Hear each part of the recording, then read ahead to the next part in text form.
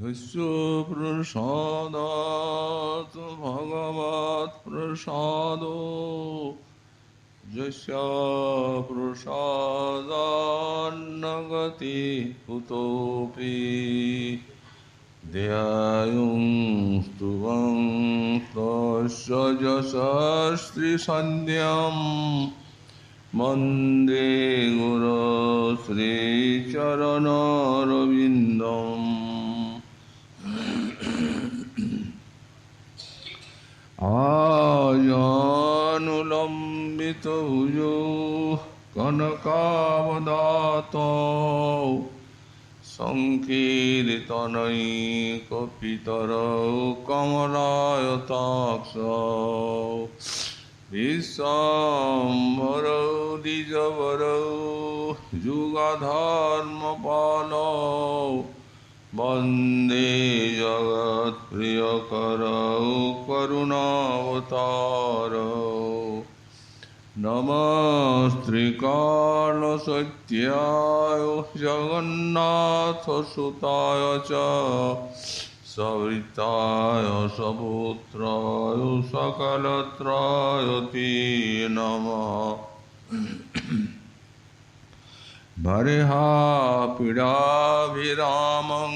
मृगमदतिलकं कुण्डलक्रान्तगण्डं पञ्चाक्षं कम्बुकण्ठं स्मितसुभगमुखं स्वादुरेन्नस्तवीनुं श्यामं शान्तं त्रिभङ्गं रविकरवसनं भूषितं वैजयन्त्या वन्दे वृन्दावनस्थं युवतिशतवृतं ब्रह्मगोपालवेशम् तप्तकाञ्चन गौरङ्गी राधे वृन्दावनेश्वरी वृषभानुसुते देवी तं नमामि हरिप्रिये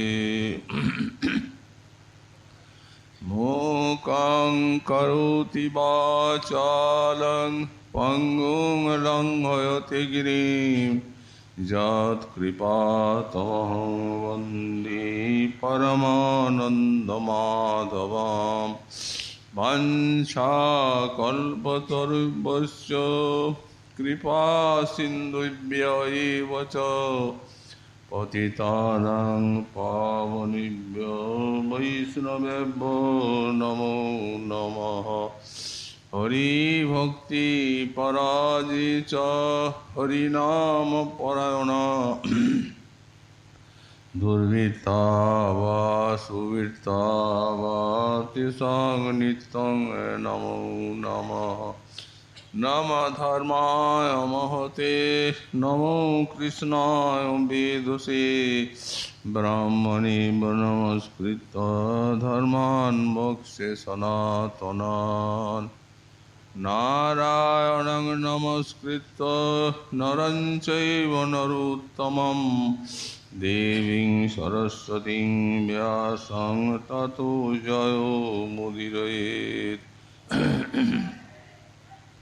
जय रूप सनातन भट्ट रघुनाथ श्रीजीव गोपाल भट्ट दास रघुनाथ এই ছয় গোসাইরি করে চরণ বন্দন যা হইতে বিঘ্ননাশ অভীষ্ট পুরাণ দুর্গমী পথিমেন্দ্রস্য স্খলৎপাদগতির্মুঃ সক্রিয়জুষ্টিদানেন সন্ত সন্ত বলম্বনম।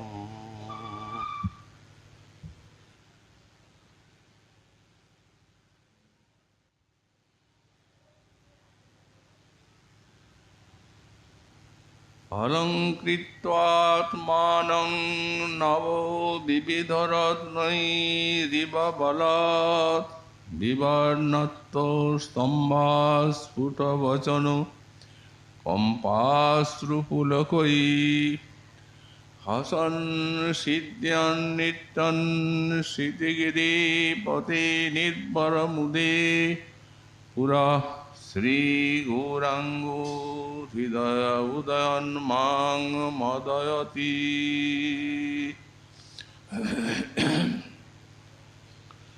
কলিযুগ পাবনাবতার শ্রী শ্রী গৌরাঙ্গ মহাপ্রভুর পরম অন্তরঙ্গ পার্ষদ শ্রী শ্রী রাধা কুণ্ডাশ্রয়ী পরম পূজ্যপাদ শ্রী শ্রীল রঘুনাথ দাস গোস্বামী চরণ তাঁর শ্রী শ্রী গৌরাঙ্গ স্তবকল্পতরু স্তবে দ্বিতীয় সংখ্যক শ্লোকে শ্রী শ্রী মহাপ্রভুর সাত্বিক ভাব বর্ণনা করে আর তার স্ফূর্তিতে নিজের উন্মাদনা বর্ণনা করছেন। বললেন অলঙ্কৃতাত্মানং নব বিবিধ রত্নৈ দিব বলত বিবর্ণত্ব স্তম্ভা স্ফুট বচন কম্পাশ্রুপুলকৈ হসন সিদ্ধন নিত্যন শীতগিরি পতে নির্ভর মুদে পুর শ্রী গৌরাঙ্গো হৃদয় উদয়ন মাং মদয়তি।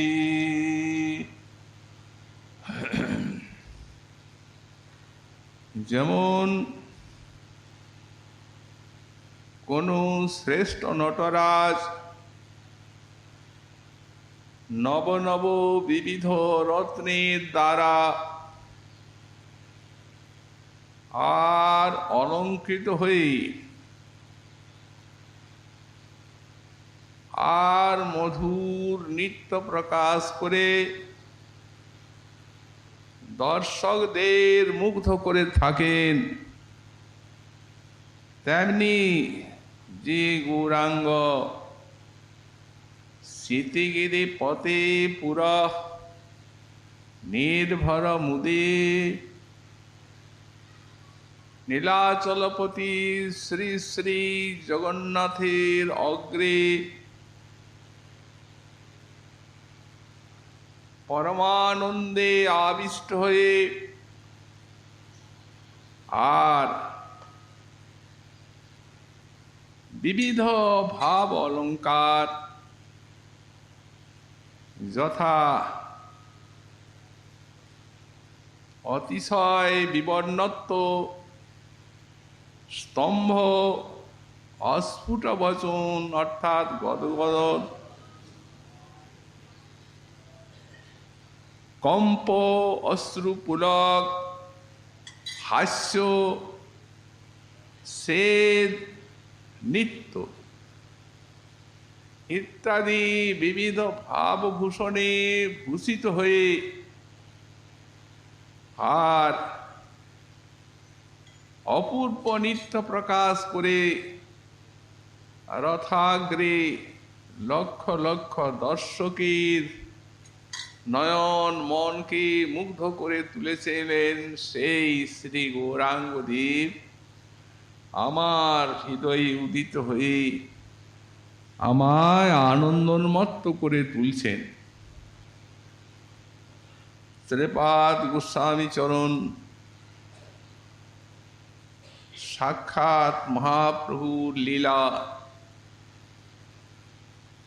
যা স্বচক্ষে দর্শন করেছেন, সেই রথাগ্রে নর্তন লীলা বর্ণনা করছেন এই শ্লোকে। রথাগ্রে নর্তন প্রভুর অতি চমৎকার। এই রথাগ্রে নর্তন লীলা অতিশয় চমৎকার, অর্থাৎ অতীব আশ্চর্যান্বিত লীলা। কেন? এর সূত্রটি হচ্ছে এই, যে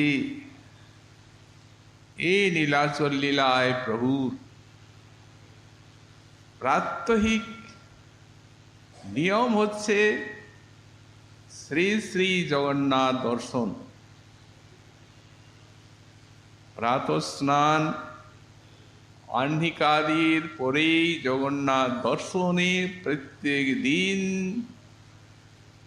প্রভু গমন করে থাকেন। জগন্নাথ দর্শন করেন গরুর স্তম্ভের পিছনে থেকে, কারণ যখন বিগ্রহ দর্শন করেন মহতেরা সামনে থেকে, তখন ভক্তজন সেই মহৎগণের পিছনে থেকেই ভগবানকে দর্শন করবেন। এই মন্দিরে ঠাকুরের দর্শনের রীতি। গরুড় মহামহৎ সাক্ষাৎ ভগবানের পার্শ্বদ এবং বাহন। এই জন্য প্রভুর এটি নিয়ম ও গরুড়ের পিছনে থেকে জগন্নাথ দর্শন করেন।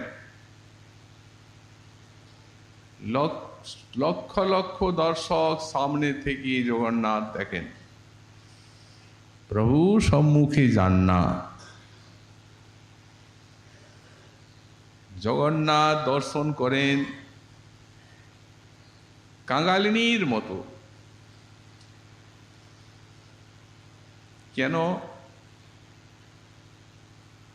সঙ্গী বলভদ্র সুভদ্রা রাধা ভাবে প্রভুর মনে হয় এই কুরুক্ষেত্রে আমি প্রাণনাথের দর্শন পেয়েছি। তখন মনটি তার অতিশয় বিষণ্ণ হয়ে পড়ে। যার জিনিস তিনি বুকে তুলে নিতে পারছেন না, কি ব্যথা, কি যাতনা অন্তরে। অশ্রুনিরে তাঁর গরুর স্তম্ভের নিকটে একটি গর্ত, সেই গর্তটি ভরে যায়। গরুর স্তম্ভের ধারে আছে এক নিম্ন খালে, সেখাল ভরিল অশ্রু জলে। প্রভুর এত অশ্রু কেন? তার কারণ এই রাধারানীর যে মাথুর বিরহ, এই বিরহটি হচ্ছে শ্রীমন মহাপ্রভুর স্থায়ী ভাব। নীলাচলে তাই আস্বাদন করেছেন। তো কুরুক্ষেত্রে দর্শনের মতো দেখেন, এবং সেই দর্শনে বুকটা এত ভেঙে যায় যে বিরহাশ্রুতে খালটি পূর্ণ হয়ে যায়। কোনো দিন বা ভাবাবিষ্ট দশায় প্রভু দেখেন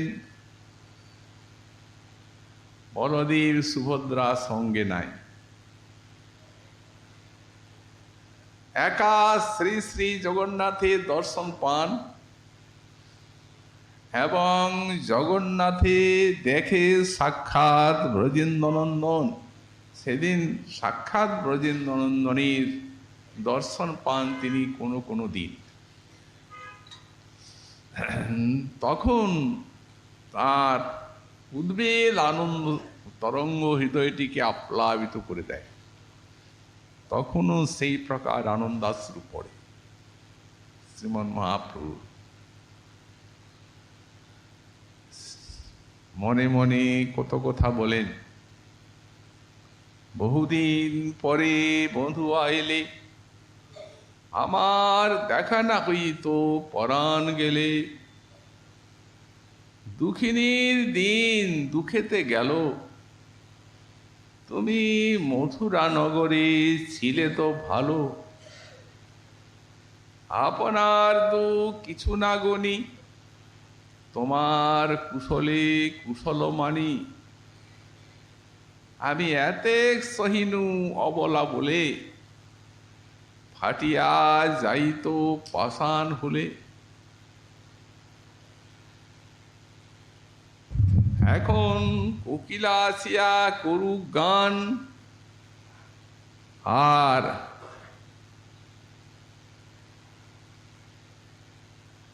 মলয় পবন বহুক মন্দ, আকাশে উদিত হোক চন্দ।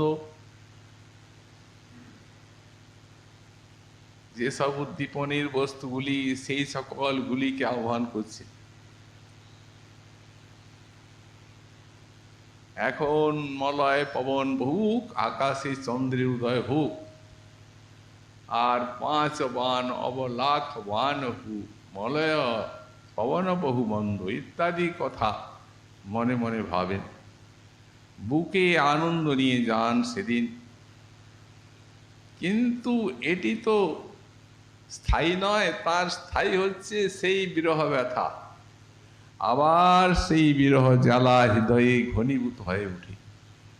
এই প্রকার প্রাত্যহিক লীলায় এই আনন্দ আর বেদনা, এই আনন্দ বেদনার ঘাত প্রতিঘাতে বছর কেটে যায়। ফিরে আসে সেই আনন্দময় রথযাত্রার দিন।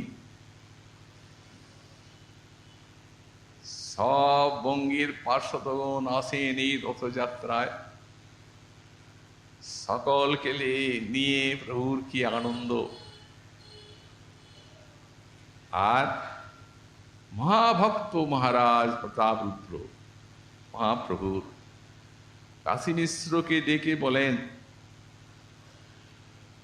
দেখেন আমার ভান্ডারে আর ঠাকুরের ভান্ডারে যা কিছু সব সামগ্রী আছে সেবার সব নিয়োজিত করে দিন। আমি চাই এই পর্বটি প্রভু যেন আনন্দের সহিত দর্শন করেন এবং পরমানন্দ লাভ করেন। সেই রূপেই রথ সাজানো হয়, সুমেরুর মতো রথ, কত সব রত্ন অলঙ্কার দিয়ে আর সাজানো। সেই রথযাত্রার দিনে প্রভু নৃত্য করবেন। 7টি সম্প্রদায় ভাগ করেছেন স্বয়ং। সকলকে মাল্যচন্দন নিজের হাতে পরিয়েছেন। জগন্নাথের রথের অগ্রে যার সম্প্রদায় গাইবে নাচবে, 2 দিকে 2 সম্প্রদায়, আর পেছনে এক সম্প্রদায়। তো এই 7 সম্প্রদায়ে বাজে 14 মাদল, যার ধ্বনি শুনি বৈষ্ণব হইলা পাগল। বৈষ্ণবের ঘটা মেঘে আজ হইল বাদল, সংকীর্তনামৃত সহ বর্ষে নেত্র জল।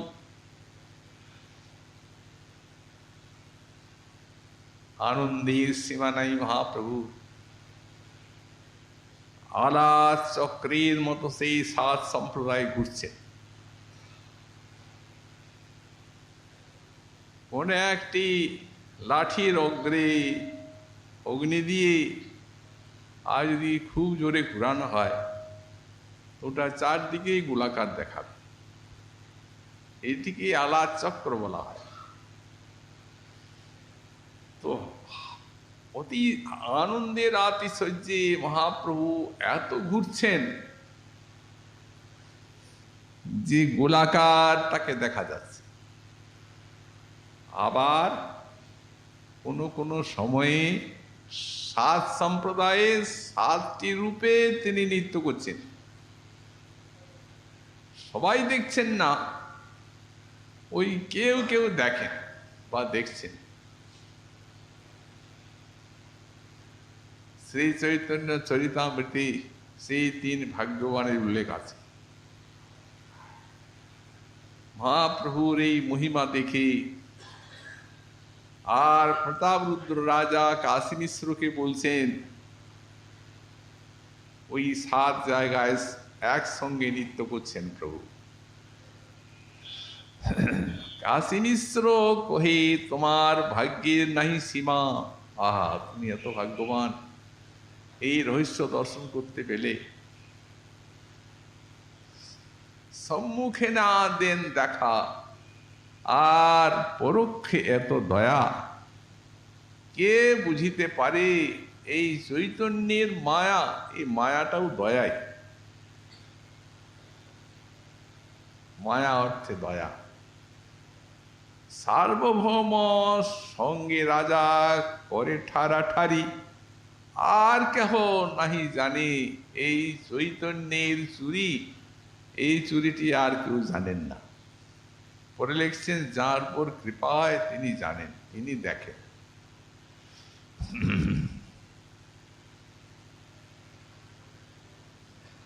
মহাপ্রভু যখন উদ্দণ্ড নৃত্যে তার ইচ্ছা হলো, তখন 7 সম্প্রদায়কে একত্রিত করে আর নৃত্য আরম্ভ করলেন। উদ্দণ্ড নৃত্যে প্রভুর অদ্ভুত বিকার, অদ্ভুত সাত্ত্বিক বিকার সব তাঁর শ্রীঅঙ্গে প্রকাশিত হতে লাগল। যে অষ্ট সাত্ত্বিকের কথা এখানে বলছে কবিরাজ গোস্বামী পদের লেখনী, মধুস্রাবী বর্ণনা। মাংস ব্রণ সহ রোম বৃন্দ পুলকিত, ওই শিমুলের তরু যেন কণ্ঠকে বেষ্টিত। মাংস ব্রণ উঠে গেছে প্রত্যেক লোমকূপে, আর শিমুলের কাঁটার মতো সমস্ত শরীর। মাংস ব্রণ সহরম বৃন্দ পুলকিত, এক এক দন্তের কম্প, দেখিতে লাগে ভয়। লোকে মানে যেন দন্ত সব খসিয়া পড়য়, এমন কম্প, দাঁতগুলো ঠক ঠক করে কাঁপছে। সর্বাঙ্গে প্রস্রেদ ছুটে, তাতে রক্তোদ্গম। জ জ গ গ, জ জ গ গ, গদগদ বচন। এই সর্বাঙ্গে প্রস্রব ছুটছে শ্বেত, আর সরভঙ্গ জগন্নাথ শব্দটি বলতে পারছেন না। জ জ গ গ, গদগদ বচন।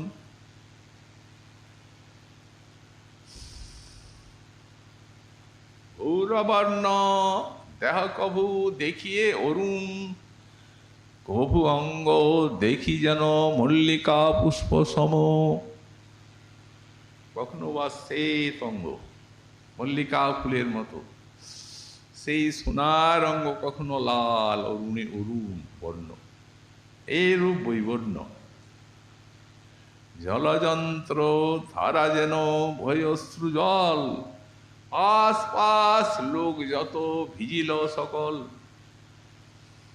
পিচকারি ধারার মতো জল, নদের থেকে গঙ্গা যমুনার ধারা, সব দর্শককে স্নান করাচ্ছে।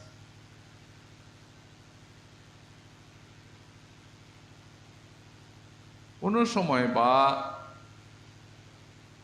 স্তম্ভভাব এসে যায়, স্তব্ধ হন প্রভু এবং ভূমিতে পড়য় শুষ্ক কাষ্ঠ সম হস্ত পদনা চলয়।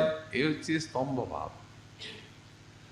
আর কবু ভূমি পড়ে, কবু হয় শ্বাসহীন, যাহা দেখি ভক্তগণের হয় প্রাণক্ষীণ। কোন সময় বা মূর্ছিত হয়ে যান, শ্বাস নেই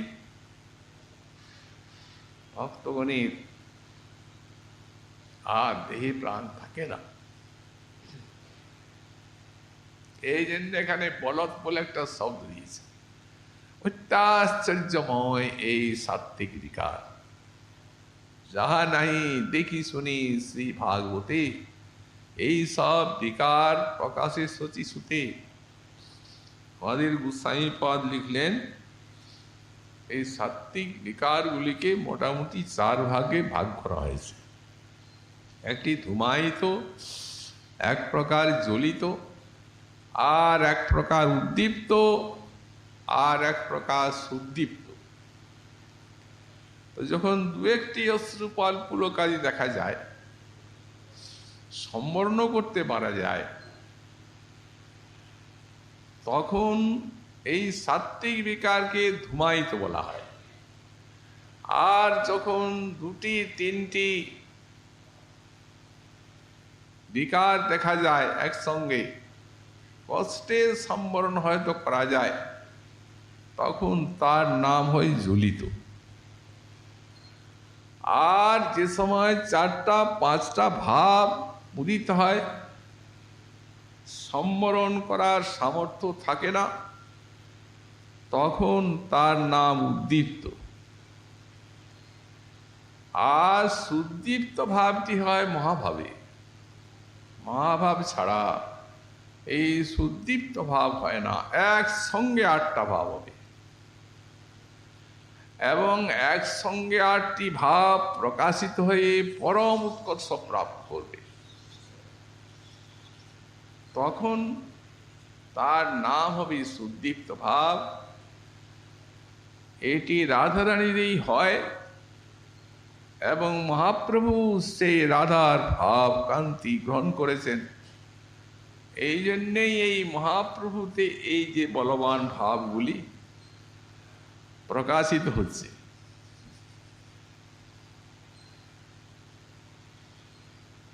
প্রভুর দেহ ইক্ষু বন, গজযুদ্ধে এই বনের দলন, আর মত্ত গজ এই ভাবগুণ বিশাল ভাব। যেমন কোনো একটা ইক্ষু বনে যদি মত্তহস্তিকে প্রবেশ করানো যায়, তবে যেন চুরমার করে দেবে, সেই প্রকার এই মত্তগজ ভাবগণ প্রভুর দেহ ইক্ষুবন। মত্ত এই ভাবগণে এই মত্তগজে বনের দলন, শরীর একদম বিদরিত করছেই ভাবে। বলবান ভাব একসঙ্গে সবগুলি উদিত, সকলেই দর্শনে পরমানন্দ লাভ করছেন। তারপর প্রভুর মন ভাবান্তরে প্রবিষ্ট হয়ে গেল। সামনে জগন্নাথ দেব আছেন, উনিও সেই ভাব দেখে বিস্মিত হয়েছেন। রথ দেখে প্রভুর সেই ভাব অনিমিষ নয়নে দেখছেন। আর বলভদ্র সুভদ্রার মুখে হাস্য। তারা কি মনে করছেন? ওই যিনি রথে আরোহণ করে আছেন, এই তিনি এই ভাব প্রাপ্ত হয়ে আর নিজেকে নিজে আস্বাদন করছেন। এইভাবে বলভদ্র সুভদ্রার মুখে হাসি। অন্যে আছু জগন্নাথের বিস্ময় অপার, অপার বিস্ময়ে ভাবাবিষ্ট হয়ে দেখছেন জগন্নাথ রথকে স্থির করে। তারপরে ভাবান্তরে যখন মনটা প্রবিষ্ট হয়ে গেল, স্বরূপ কিছু করমধুর গান,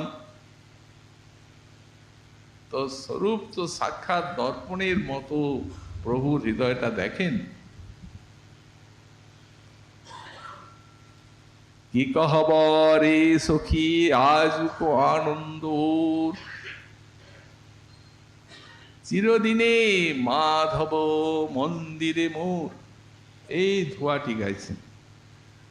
আজ সখী কি আনন্দ আজ, আজ এই চিরদিনেই মাধব মন্দিরে মোর। আজ মাধব আমার কুঞ্জ কুটিরে এসেছেন।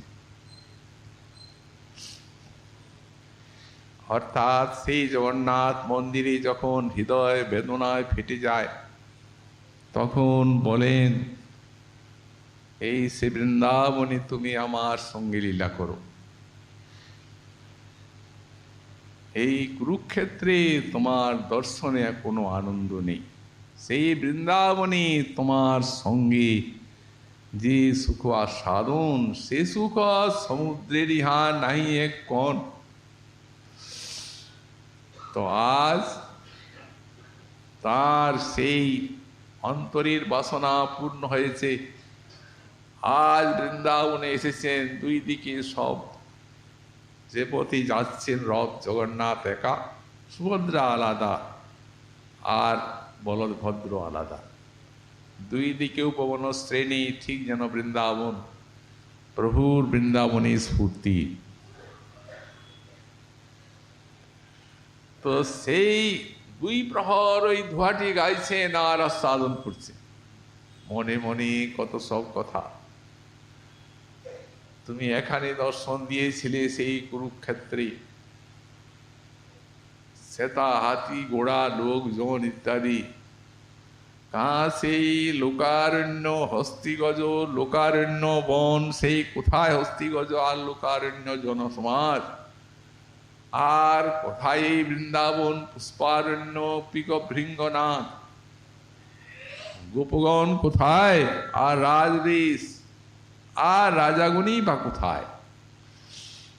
সেই যে কামনা আজ পূর্ণ হয়েছে। অতএব এই জন্যেই সেই আস্বাদনে দ্বিপ্রহর পর্যন্ত আস্বাদন করছেন ওই একটা ধোয়া, আর সেই রূপ ভাব প্রকাশিত হচ্ছে।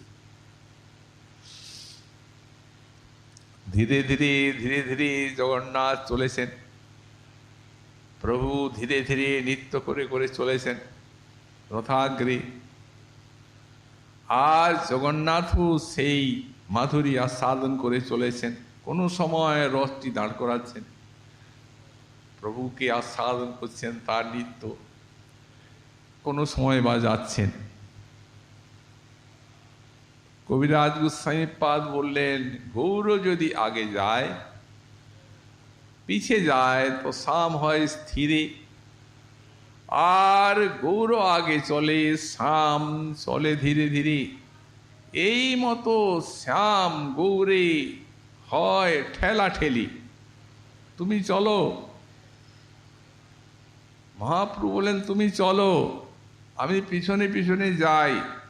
উনি বলেন, না, তুমি না গেলে আমি যাব না, তোমাকে দেখে দেখে তো যাব। তো গৌর যদি আগে যায়, গৌরাঙ্গ চললেন আগে, তখন শ্যাম ধীরে ধীরে চলতে লাগলেন। আর গৌর পিছে যায়, শ্যাম দাঁড়িয়ে পড়ল, তুমি আগে না গেলে যাব না। এই মতো গৌর স্বামী হয় ঠেলা ঠেলি, এইরকম ঠেলা ঠেলি হতে লাগলো।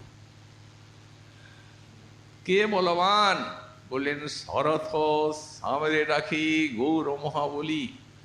রথের সঙ্গে ওই জগন্নাথকে দাঁড় করাচ্ছেন এত শক্তিমান গৌরাঙ্গী। রাধা বাবা আছে তো, রাধা কৃষ্ণ মিলিত বিগ্রহ, এই জন্যেই ইনি মহাবলবান।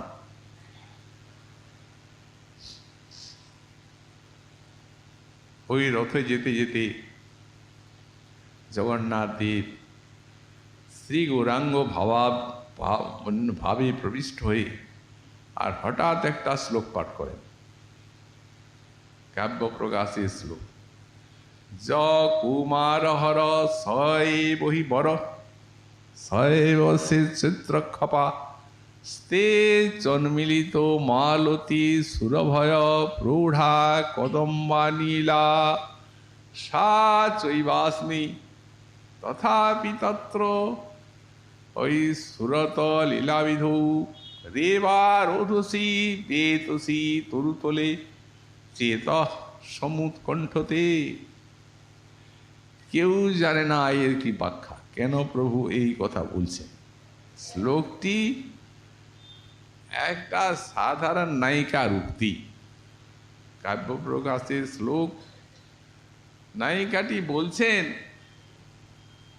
যে যিনি আমার কুমার্য হরণ করেছেন তিনি আমার পরে বর হয়েছে, আর তার সঙ্গে আমার বিয়ে হয়েছে। যখন আমাদের প্রথম মিলন হয় বিবাহের পূর্বে, তখন সেটি রেবা নদীর কূল, নির্জন স্থান। ওই শীতল সুগন্ধিত বাতাস বইছিল, আর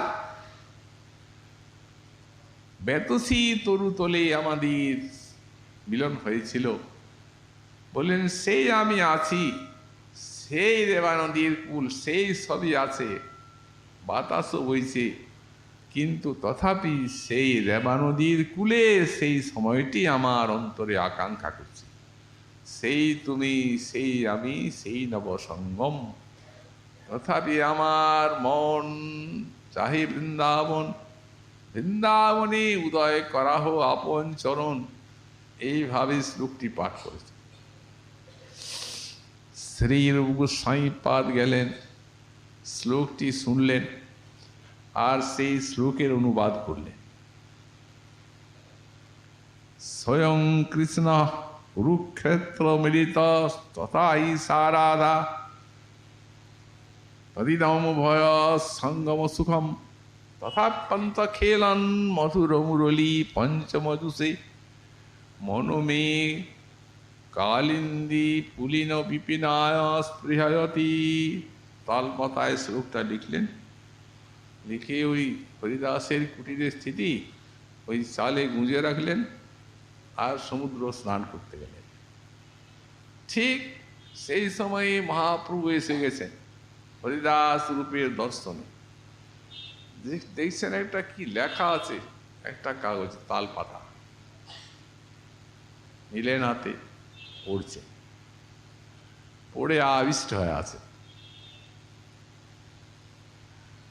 নিত্যাবসরে স্নান করে রূপ এলেন, যখন দেখলেন প্রভু বসে আছেন, দণ্ডবোধ করেছেন, তখন চাপড় মেরে পিঠে বলছেন, আমার মনের কথা তুই জানিলি কেমনে?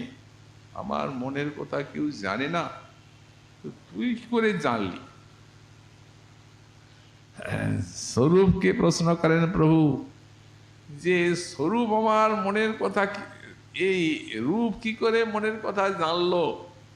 স্বরূপ কহেন, জানি কৃপা করিয়াছ আপনি, তোমার কৃপা বিনু নহে তোমার হৃদয়ের অনুবাদ। অতএব তোমার কৃপাতেই ও জেনেছে।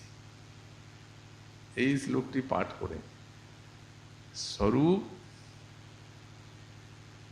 তার কাছে কিছু শুনতে চান, তখন বন জেনেছি স্বরূপ, সেই কুরুক্ষেত্রে রাধারানীর উক্তি, সেই ভাগবতী শ্লোক পাঠ করে।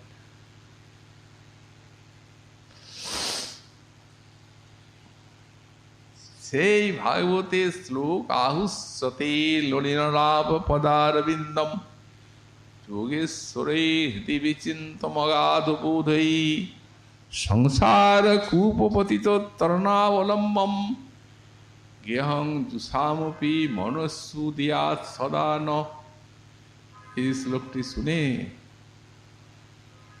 আর শিল গোস্বামী পাদ অনুবাদ করেছেন। এটি শ্রী রাধারানী বলেছেন সেই কুরুক্ষেত্রে গোবিন্দকে। এই শ্লোকের অনুবাদ করেছেন কবিরাজ গোস্বামী পাদ। কারণ প্রত্যক্ষে তো যোগী মুনি ইত্যাদির সব ধ্যানের কথা বলেছেন কৃষ্ণ, ভিতরের ভাবটিকে গোপন করে। এখানে রাধারানীর মনের কথাটি যে গোবিন্দ ঢাকা দিয়ে রেখেছেন, সেইটি গোস্বামী পাদ খুলে বলেছে, যা আমাদের ভাগবতে গোস্বামীর টিকা। অন্যের হৃদয় মন মোর মন বৃন্দাবন, মনে বনে এক করি জানি, তাহা তোমার পদোদয় করাও যদি উদয়, তবে তোমার পূর্ণ কৃপা মানি। প্রাণনাথ শোনো মোর সত্য নিবেদন,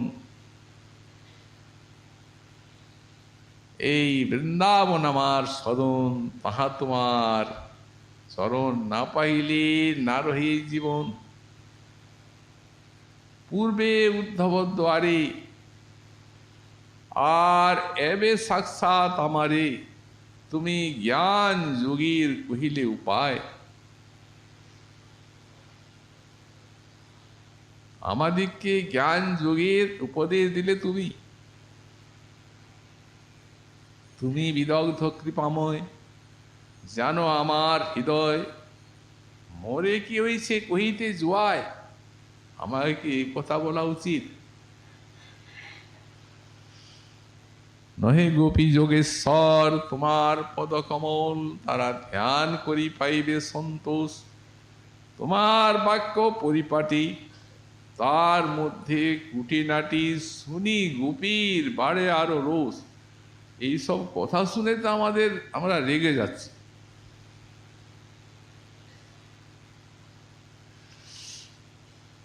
তো সুতরাং তুমি আমাদিগকে এরূপ উপদেশ করছো। তোমার যে অন্য দেশ, অন্য সঙ্গ, অন্য বেশ, এ ব্রজজনে কহু নাহি ভাই। তারা ব্রজভূমি ছাড়িতে নারী, আর তোমা না দেখিলে মরে। তো বলো ব্রজজনের কি হবে উপায়? ব্রজজনের উপায় কি হবে? তোমাকে না দেখলে মরে যায়, আর ব্রজজনী ছাড়তেও পারে না। আশ্চর্য! তুমি সেই বৃন্দাবন কি করে ভুললে? সেই বৃন্দাবন তুমি যে ভুললে, এই আমাদের আশ্চর্য লাগে। অতএব সেই বৃন্দাবনে তুমি আমাকে নিয়ে পুনরায় বিলাস করো, তবে তো মনে তোমাকে লাভ করে মন দেহ ধন্য হয়। শুনিয়া রাধিকা বাণী ব্রজপ্রেম মনে আনি, ভাবে ব্যাকুলিত হইল মন। কৃষ্ণের মনটি ব্যাকুলিত হলো। আপনাকে ঋণী মানি, আর করে কৃষ্ণ তাঁর আশ্বাসন। প্রাণপ্রিয়ে শোনো মোর সত্য বচন, তোমা সবার স্মরণে ঝুরময়ী রাত্রি দিনে, মোর দুঃখ জানে কোনজন। এই সমস্ত রহস্য কথা আমাদের গোস্বামীপাদ বৃহৎ ভাগবতামৃতে সুন্দর রূপে বর্ণনা করেছে। এই যে বলছেন তোমার সবার স্মরণে ঝুরময়ী রাত্রি দিনে, মোর দুঃখ জানে কোনজন। ব্রজে যে সব ব্রজজন, মাতা পিতা বন্ধুগণ, সবে মোর হয় প্রাণসম। তার মধ্যে গোপীগণ, সাক্ষাৎ আমার জীবন, আর তুমি মোর জীবনের জীবন। কিন্তু আমার দুর্দৈব যে তোমা সভা ছাড়াইয়া আমা দূর দেশে লইয়া রাখিয়াছি দুর্দৈব প্রবল। এই ভগবানের উপরে দৈবের কোনো হাত নেই। অতএব এইটি হচ্ছে ভগবানের লীলা শক্তির বৈভব। এ না হলে তো ব্রজরসী চমৎকারিতাই প্রকাশ পায় না। কারণ এই বিরহই হচ্ছে ব্রজরসকে এতখানি সমৃদ্ধি করার একমাত্র উপায়। যেমন কোনো স্বচ্ছন্দে কোনো হাতি থাকে, কোনো বাধা নেই, স্বচ্ছন্দে বিচরণ করছে, তার দেহে কত শক্তি তা তো জানার উপায় থাকে না। কিন্তু যদি শৃঙ্খলে আবদ্ধ হয়, আর সেই শৃঙ্খলটা ছিন্ন করার জন্য যদি গা ঝাড়া দেয়, যত শক্তি, সেই তখন তার শক্তিতে দেখা যায়, তখন তার বলের পরীক্ষা দেখা যায়, তার শক্তির প্রভাব। তো তেমনি বিরহ শৃঙ্খলে আবদ্ধ করায় এই ব্রজগোপীর প্রেম যেভাবে ব্যক্ত হয়েছে, এবং উদ্ধবাদী মনীষীগণ তার মহামহিমা কীর্তন করেছেন, তো ভাগবতী স্বর্ণাক্ষরে লিখিত আছে। তো সুতরাং রাখিতে তোমার জীবন, সেবি আমি নারায়ণ, তার শক্তে আসি নীতি নীতি। তোমার সনে ক্রীড়া করি আর নিত্য যাই যদুপুরী, তাহা তুমি মানব স্ফূর্তি। দেখো, আমি রোজই বৃন্দাবনে আসি, নিজের শক্তিতে নয়, আমি নারায়ণের সেবা করি এই জন্য, এবং তার শক্তি আসি নীতি নীতি। তোমার সঙ্গে ক্রীড়া করি, নিত্য যদুপুরী যাই, সেইখানে তুমি স্ফূর্তি বলে মানো, অতএব বিরহ আরো বেড়ে যায়। তো সুতরাং বেশি দেরি নয়, সামান্য কিছু শত্রু অবশেষ আছে, তাদেরকে মেরে বৃন্দাবনে আইলাম আমি, জানি হ নিশ্চয়। একটা শ্লোক পড়ে শোনালেন, মই ভক্তি দেভূতানাম অমৃতত্বায় কল্পতে, দিষ্টা যদা চিন্মৎ স্নেহ ভবতি নাং মদাপন। অর্থাৎ এই যে ভক্তি, ভূতানাং অমৃততায় কল্পতে, সমস্ত ভক্তগণের জীবগণের আমার প্রতি ভক্তি অমরত্বের জন্য কল্পিত হয়। কিন্তু দিষ্টা যদা সিনমৎ স্নেহ, তোমাদের তো ভক্তি নাই, তোমাদের আছে স্নেহ মানে মহাভাব, এবং সেটি আমার দিষ্টা, অর্থাৎ আমার ভাগ্যবশত তোমাদের যে আমাতে প্রেম হয়, এই প্রেম শীঘ্রই আমাকে টেনে আনে।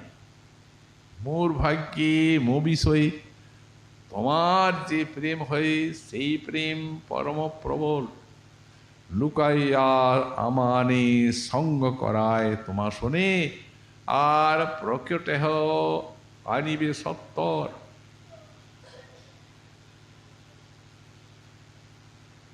সেই